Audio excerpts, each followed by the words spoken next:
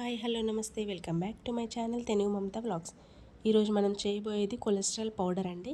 మన బాడీలో ఉండే కొలెస్ట్రాల్ని అంతా మనం ఇంట్లో తయారు చేసుకునే పౌడర్ ద్వారా చాలా ఈజీగా కరిగించుకోవచ్చు.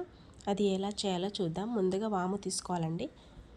అది ఒక కప్ తీసుకొని దాంతోపాటు జీలకర్ర, దాంతోపాటు మెంతులు తీసుకోవాలి. ఈ మూడు సపరేట్గా దోరగా వేయించి పెట్టుకోవాలి. ఈ మూడు సమానంగా తీసుకోవాలండి. మీరు గ్లాస్ తీసుకుంటారా, కప్ తీసుకుంటారా, ఏదైనా సరే మూడు సమానంగా తీసుకోవాలి.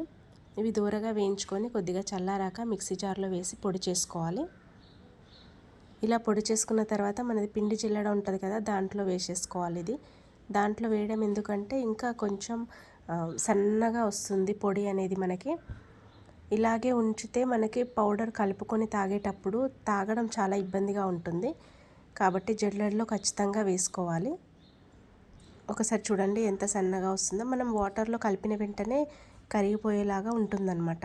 ఇలా పట్టుకుంటే, ఇలా పట్టుకొని మిగతాదంతా మళ్ళీ ఒకసారి మిక్సీ పట్టేసుకొని మళ్ళీ పొడి చేసుకోవాలి.